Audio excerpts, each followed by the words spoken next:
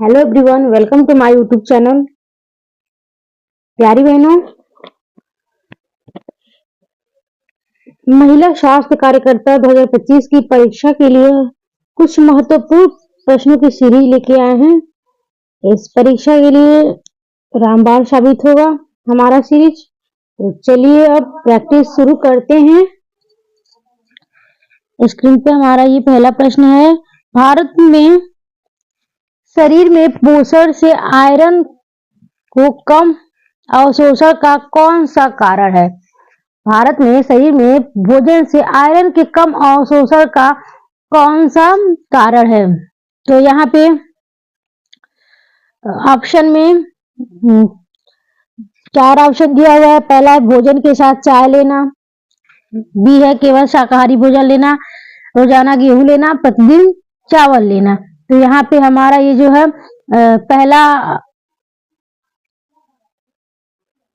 पहला ऑप्शन सही है, भोजन के साथ चाय लेना। क्योंकि बच्चों, चाय में टैनिन होता है जो शरीर में आयरन के अवशोषण की दर को कम करता है। टैनिन जो है आयरन, जिंक, कैल्शियम ऑक्साइड आदि खनिजों के अवशोषण में हस्तक्षेप करता है। इसके अलावा शरीर में खनिजों की भी कमी हो सकती है, कई स्वास्थ्य समस्याएं उत्पन्न हो सकती है, जिससे जो मनुष्य स्वास्थ्य की दृष्टि से कमजोर हैं उन्हें चाय नहीं पीनी चाहिए। चलिए अब अगले प्रश्न की तरफ चलते हैं। अगला प्रश्न है, किस विटामिन को रक्तस्राव रोधी विटामिन के रूप में जाना जाता है? तो इसमें 4 ऑप्शन है। पहला vitamin A, vitamin B, vitamin E और विटामिन के। तो विटामिन के को रक्तस्राव रोधी विटामिन के रूप में जाना जाता है। विटामिन के का जो रासायनिक नाम है वो है फिनोक्विनोन। तो यहाँ पर ये डी ऑप्शन सही हो जाएगा। अब अगला प्रश्न है, बांझपन किस विटामिन की कमी से होता है? तो इसमें पहला ए ऑप्शन है विटामिन डी, और दूसरा है विटामिन ए, और जो तीसरा ऑप्शन दिया है विटामिन ई है, और चौथा ऑप्शन विटामिन बी है। तो बांझपन रोग जो होता है वो विटामिन ई की कमी के कारण होता है। तो तीसरा ऑप्शन हमारा सी सही होगा। विटामिन ई का जो रासायनिक नाम है वो है टोकोफेराल। इस विटामिन को प्रजनन विटामिन भी कहा जाता है। गेहूं, चना, मटर, पत्तेदार सब्जियों में पर्याप्त मात्रा में जो है विटामिन ई पाया जाता है। तो इस तरह से यह सी ऑप्शन सही होगा। अगला प्रश्न है, विटामिन डी की कमी से कौन सा रोग होता है? तो ए है पेलाग्रा, बी है सूखी बेरी रोग, सी है ऑस्टियोमेलेसिया और डी है रतौंधी। इसमें विटामिन डी जो है वह हड्डियों से संबंधित, इसमें हड्डियों को मजबूत करता है। तो विटामिन डी अगर हमारे शरीर में कम रहेगा तो हमें ये ऑस्टियोमेलेसिया, जो सी ऑप्शन है, ऑस्टियोमेलेसिया होने का डर बना रहता है। अब अगला हम प्रश्न देखते हैं। अगला प्रश्न स्क्रीन पे हमारे है, देखिए, 6 माह बाद शिशु का पूरक आहार शुरू करने के लिए एएनएम को माँ को क्या सिखाना चाहिए? इसमें है ए है कम से कम 2 वर्ष तक स्तनपान जारी रखें, बी है स्तनपान बंद करें, सी है तला हुआ भोजन से पूरक भोजन शुरू करें, डी है कच्चे भोजन से शुरू करें। तो यहाँ पे हमारा जो ऑप्शन हो जाएगा तो वो ए हो जाएगा। कम से कम 2 वर्ष तक स्तनपान जारी रखें। देखिए, स्तनपान बच्चों के लिए बहुत ही, उनके विकास के लिए बहुत ही जरूरी होता है। बच्चों को पूरक भोजन 6-7 महीने के बाद ही शुरू करना चाहिए। उन्हें ये बच्चे जब 7 महीने के या 8 महीने के बाद उन्हें खिचड़ी, दलिया, नरम भोजन पूरक के रूप में देना चाहिए, लेकिन स्तनपान तो जरूरी होता है बच्चों के लिए। तो यहाँ पे ए ऑप्शन सही हो जाएगा। अब अगले प्रश्न की तरफ चलते हैं। 5 वर्ष से कम आयु के बच्चों के लिए पोषण का क्या महत्व है? तो इसमें ए दिया है बच्चे की तेजी से वृद्धि और विकास, बी है बच्चा जंक फूड नहीं ले सकता, और सी है यह अर्थव्यवस्था को प्रभावित करेगा, और जो है यहाँ पे यह डी है यह माँ पर निर्भर है। तो 5 वर्ष से कम आयु के बच्चे के लिए पोषण, यहाँ पे जो प्रश्न है पोषण का क्या महत्व है, तो ये प्रश्न जो है स्क्रीन से थोड़ा इधर हो गया है। पोषण का क्या महत्व है, तो पोषण जो है बच्चों की वृद्धि और विकास के लिए दिया जाता है। तो इसे बच्चों, इसे जो ए ऑप्शन है वो सही है, बच्चे की तेजी से वृद्धि और विकास। तो यहाँ पे ए ऑप्शन सही है। अब अगला प्रश्न की तरफ चलते हैं। एंथ्रोपोमेट्री सर्वे में एएनएम को क्या करना चाहिए? एंथ्रोपोमेट्री सर्वे में एएनएम को क्या करना चाहिए? तो सबसे पहले हम जान लेते हैं एंथ्रोपोमेट्री सर्वे होता क्या है। तो जो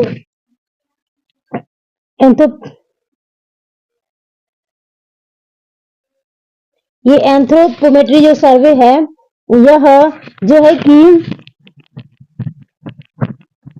मानव सर्वे रासायनिक मापन को निर्धारित करता है। इसके द्वारा वजन, कद, हाथ की लंबाई, मोटाई एवं त्वचा की परत की मोटाई एवं परिधि आदि का मापन किया जाता है। तो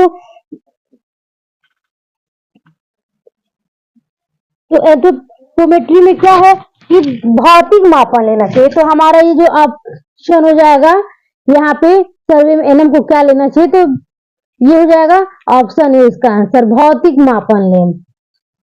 भौतिक मापन में ही ये हो जाएगा, जिससे वजन, हम कद, हाथ की लंबाई, मोटाई, जो ऊपरी मतलब मापन है हम करते हैं। तो यह इसमें भौतिक मापन इसका आंसर हो जाएगा एंथ्रोपोमेट्री का। तो चलिए हम अब अगले प्रश्न की तरफ चलते हैं। एएनएम को व्यक्तिगत स्वच्छता क्यों सीखनी चाहिए? एएनएम को व्यक्तिगत स्वच्छता क्यों सीखनी चाहिए? पहला ऑप्शन है बीमार व्यक्ति की स्वच्छता का ख्याल रखना है, इसलिए सीखनी चाहिए। बी ऑप्शन दिया है स्वस्थ व्यक्ति की देखभाल करने के लिए सीखनी चाहिए। सी है उसे स्वयं को तैयार करने के लिए, या डी है कीटाणुनाशक तकनीक बनाए रखने के लिए।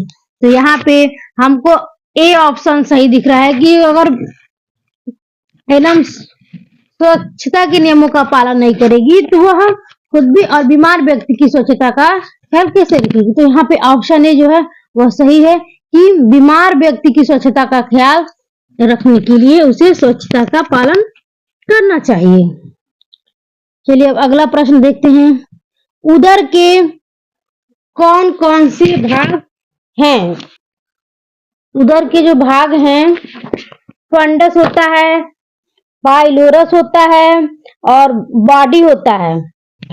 इसके अलावा फंडस, बॉडी, पाइलोरस, एक कार्डिया भी होता है, उदर का भाग होता है, लेकिन कार्डिया नहीं दिया है। तो ये हम बी वाला ऑप्शन ही सही रखेंगे, फंडस, बॉडी और पाइलोरस। तीनों ऑप्शन में दिया है। इसमें फंडस बैक और पाइलोरस दिया। बैक उदर का भाग नहीं होता है, एपेक्स भी उदर का भाग नहीं होता है, और यहाँ पे पाइल भी उदर का भाग नहीं होता है। तो फंडस, बॉडी और पाइलोरस जो दूसरा ऑप्शन है वो सही है। अब अगले प्रश्न की तरफ देखते हैं। मानव शरीर में कौन सा अंग एंजाइम लाइपेज उत्पन्न करता है? तो यह जो है यहाँ ऑप्शन ए में दिया है यकृत, बी में दिया है पित्ताशय और सी में दिया है फेफड़े, डी में दिया है अग्नाशय।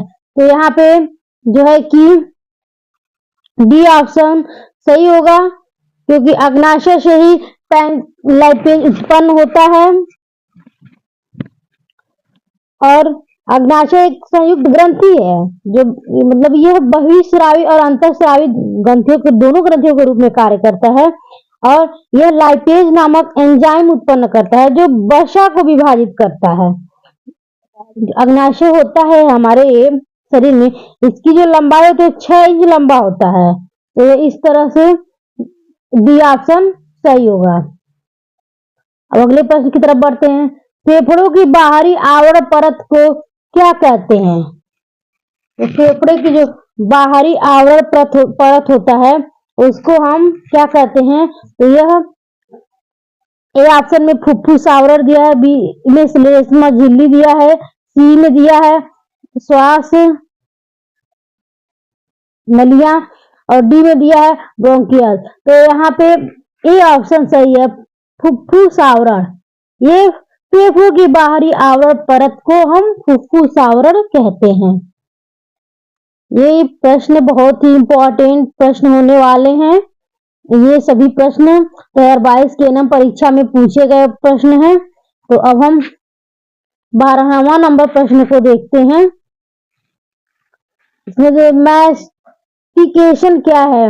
मैस्टिकेशन क्या है? तो ए ऑप्शन दिया है चबाने का कार्य, बी दिया है पाचन पचाने का कार्य, और जो यहाँ पे सी ऑप्शन है वो निगलने का कार्य है, डी है नष्ट करने का कार्य। तो मैस्टिकेशन एक इंग्लिश शब्द है, इसका हिंदी जो शब्द होता है वो है इसका आंसर हो जाएगा चबाने का कार्य। तो ए ऑप्शन इसका सही होगा।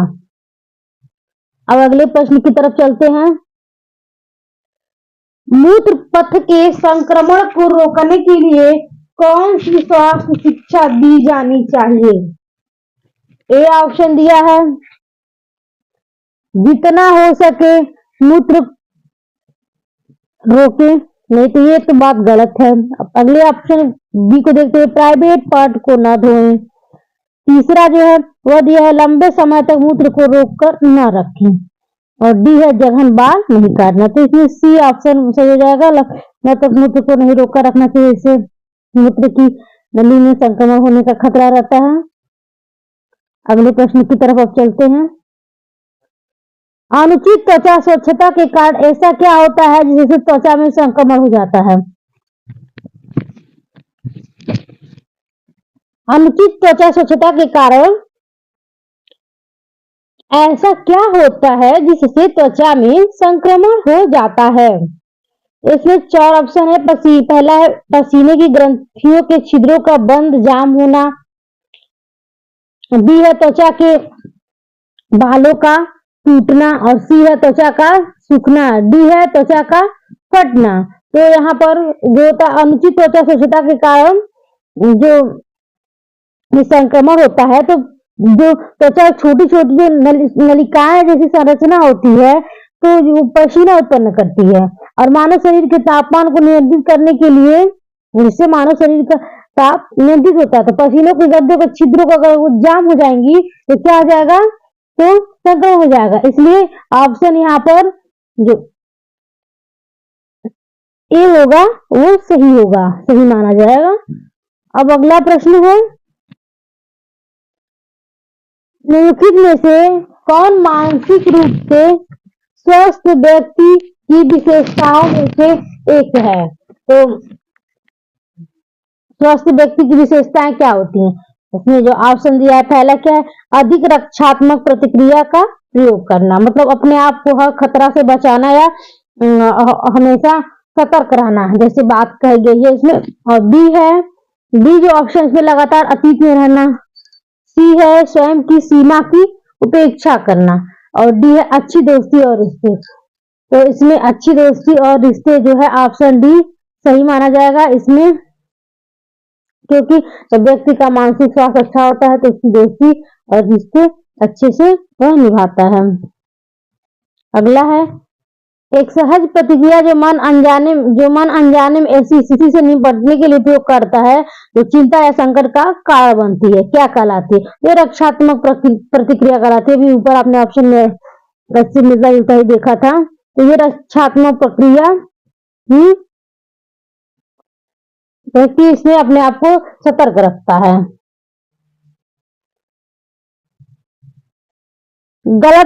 अगला प्रश्न है, गलत समायोजन की कौन सी विशेषताएं हैं? तो इसमें ऑप्शन ए दिया है वापसी, स्कूल अस्वीकृति, नशीली दवाओं का दुरुपयोग या नशा करना। तो आप जान ही रहे हैं कि ये सभी जो आदतें हैं वो किसी भी बच्चे में होना सही नहीं है। बी ऑप्शन दिया स्वीकृति, दैनिक जीवन कार्य, मिजाज बदलना। यहाँ पे मिजाज बदलना जो है इसको, इस चीज को ये नहीं होना चाहिए था। अगला है इसमें हंसना, मिजाज बदलना, उच्च मनोबल, मूल्य वालों की देखभाल करना। तो जो से आप प्रश्न दिया है, गलत समायोजन की कौन सी विशेषताएं हैं? मतलब स्वीकृति, दैनिक जीवन कार्य, मिजाज बदलना, ये सब तो सही है, लेकिन यहाँ पे वापसी, स्कूल, अस्वीकृति, नशीली दवाओं का दुरुपयोग और नशा करना, यह गलत आदतें हैं। तो ऑप्शन ए ही सही होगा। अब अगला प्रश्न है, किस स्तर की रोकथाम में बचपन से स्वस्थ जीवन शैली को बढ़ावा देना शामिल है? तो देखिए,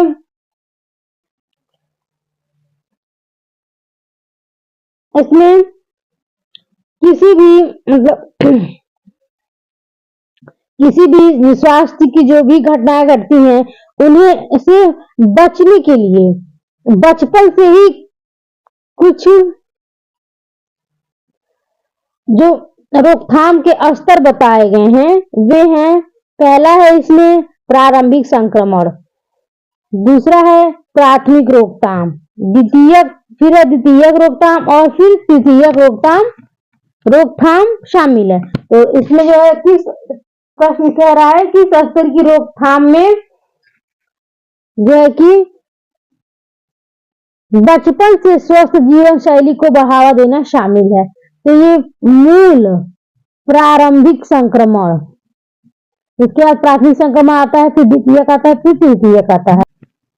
18वां प्रश्न का जो ऑप्शन डी हो जाएगा वो सही होगा। अब अगले प्रश्न की तरफ चलते हैं।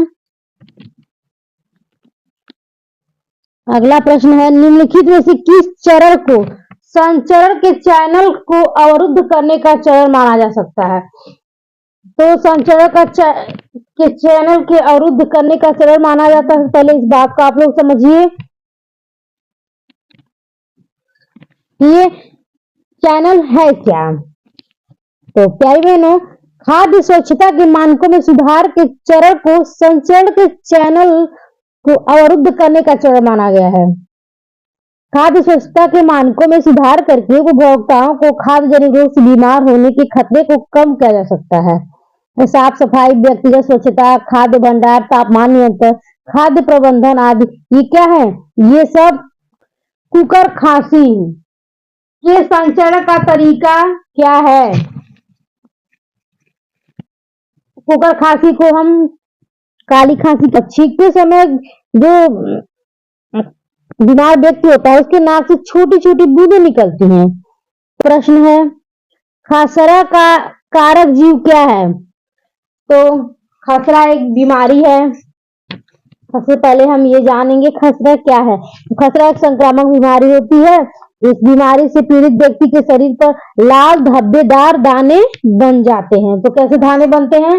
लाल धब्बेदार दाने बन जाते हैं और नाक भी बहती है, मुंह में आंखें लाल हो जाती हैं, मुंह में भी सफेद धब्बे जाते हैं। तो खसरा का जो कारक जीव है वह है वन सीरोटाइप के साथ सिंगल स्टैंडर्ड आच्छादित आरएनए वायरस। जो यही खसरा का जो वायरस होता है वह है, इसका नाम है वन सीरोटाइप के साथ सिंगल स्टैंडर्ड आच्छादित आरएनए वायरस। यही ऑप्शन सही होगा, डी ऑप्शन। खसरा का कारक जीव क्या है? अब हम देखेंगे अगला प्रश्न, क्षय रोग का मुख्य लक्षण क्या है? तो ए में दिया है 3 सप्ताह से अधिक खांसी, बी में दिया है कभी कभी खांसी और सी में दिया केवल रात के समय खांसी, डी में दिया हल्की खांसी। तो क्षय रोग टीबी को कहते हैं। ट्यूबरक्लोसिस इसका जो जीवाणु है, यह जीवाणु से होने वाला रोग है, उसको हम ट्यूबरक्लोसिस कहते हैं। और यह अगर खांसी किसी भी रोगी को 3 सप्ताह से अधिक आती है तो यह क्षय रोग का मुख्य लक्षण माना जाता है। अब अगला हम ऑप्शन की तरफ चलते हैं। अगले प्रश्न की तरफ चलते हैं। रोगी के इतिहास को एकत्रित करने में डेटा का प्राथमिक स्रोत कौन सा है? तो क्या रोगी के रिश्तेदारों से उसका रोग पता चलता है? ए ऑप्शन है रोगी के रिश्तेदार, बी में है रोगी की केस फाइल, ठीक है, सी में है स्वास्थ्य देखभाल टीम के सदस्य, डी है स्वास्थ्य स्वयं रोगी। तो यहाँ पे स्वयं रोगी से ही उसके रोग के इतिहास का पता लगाया जा सकता है। तो इसका ऑप्शन डी होगा, डी ऑप्शन सही है। ठीक है, अब अगले प्रश्न की तरफ चलते हैं। तो अगला प्रश्न है हाइपोक्सीमिया क्या है? तो हाइपोक्सीमिया ये बीमारी नहीं है, यह जो रक्त में जब ऑक्सीजन का स्तर निम्न हो जाता है इसे ही हाइपोक्सीमिया कहते हैं। तो इसमें ऑप्शन ए में दिया है रक्त में ऑक्सीजन का निम्न स्तर, तो यही ऑप्शन सही है।